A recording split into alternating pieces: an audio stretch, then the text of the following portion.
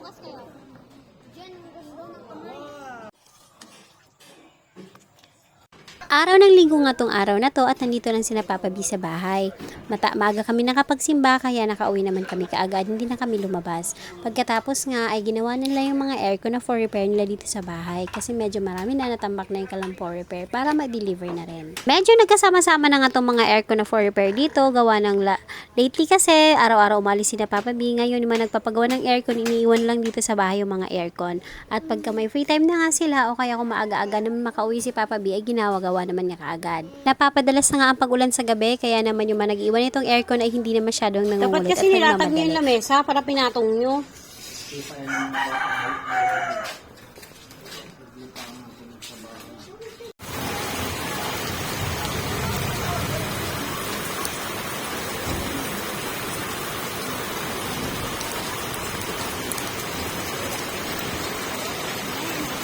Ang hali pa nga lang ay medyo maulan na talaga dito sa amin kaya naman napaka-perfect naman talaga kung hihigop kami ng sabaw ngayon. Lalo na kung ang sasabawin ko ay ang alagang manok namin sa likod bahay. Kaya naman itong kapatid ko binawasan naman yung alaga niya upang makahigop kami ng masarap na sabaw.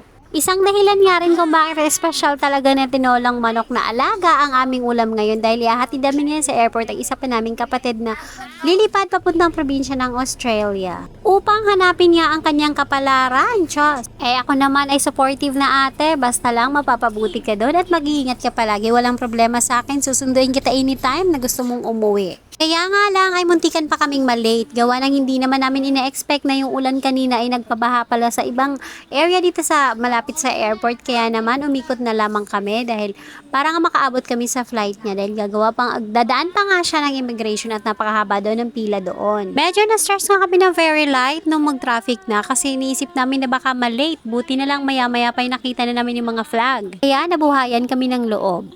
Diretso na nga namin siyang hinatid sa airport tapos hindi na kami nagkasabay-sabay na kumain. Buti na lang nakapag-lunch kami sa bahay. Kababa nga namin dito sa airport ay nagpicture-picture lang kami sandali. Tapos syempre yung isa ko kasing anak ay nakatulog kaya ginising muna namin dahil aalis ng kanyang tito. Pagkatapos ay naghiwalay na nga kami at siya ay pipila pa sa immigration. Tapos kami naman ay kakain na lang kami sa labas. Kaya sabi ko maghanap na lang kami ng makakainan on the way pauwi sa bahay. Itong manginasal na nga ang nadaanan namin na medyo kaunti ang tao kaya naman pumasok ng hagad kami at nagugutom na nga ang mga bata. Kapag ganito kasi nag-uulan-ulan ay ang sarap naman talagang kumain. Maya-maya kasi talaga nakakagutom. Ewan ko ba kung kailan tuloy maulan na hindi nagagalaw-galaw saka tayo nagugutom ng madalas. Etong dalawang malalaking itlog nga lang ang nag-unrice dito habang kami naman ang in-order ko para sa amin ay ang fiesta meal na merong 3 chicken at meron din 4 na barbecue. Buti na nga lang at nauso tong fiesta meal na kung saan pwede kayo mag-share sa chicken at pwede rin kayo mag-share sa pork barbecue. Napakasarap pa naman ng pork barbecue nila, napakalambot talaga. Ito talaga ang pinaka-favorite ko dito sa Mang Inasal. Ay, taray, influencer yan. Baka naman, Mang Inasal. Pagkatapos ka namin kumain, kailangan namin kaagad umuwi, gawa ng medyo magagabi na nga at ito na si Bunso, nakacharge na siya at busog na talaga siya. Kaya ayan, makulit na naman siya. Disclaimer po, hindi po ito batakbo ang sasakyan dyan, kaya hinahayaan ko muna siyang maglaro sandali. At pagdating nga namin dito sa bahay, pagkababa pa lang ay nabutan agad ako ng girlfriend ng kapatid ko ng tuba.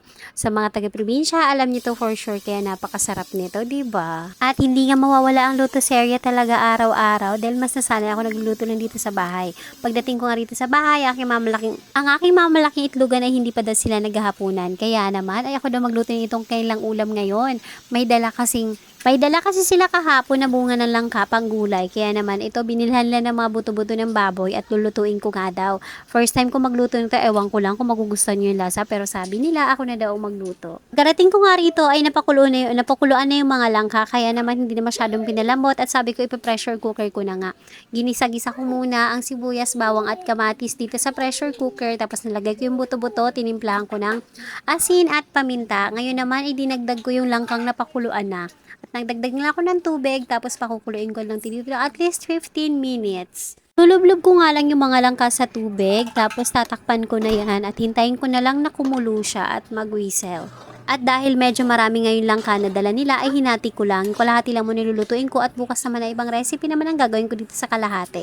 At nga pala, naglagay ako ng tanglad dito sa aking lulutuin para mas mabango at masarap. After 15 minutes nga ng pagkulo ay naging itsura niya, mukhang masarap na talaga siya at napakalambot na nun langka, pati yung baboy na nilagay namin. So, may kulang pa nga lang sa lasa, kaya naman nilagyan ko lang siya ng Knorr pork cubes. Tapos, eto, nakakain na naman ulit ako. Paano ba naman kasi ang sarap naman itong naluto ko. Diyos. Ayan, isasawsaw ko na rin siya sa ginamos na to ay kasama ng tuba na inom ko kanina. Galing pa ng probinsya. Kaya naman, tara, kain tayo. Salamat sa panonood. Bukas ulit.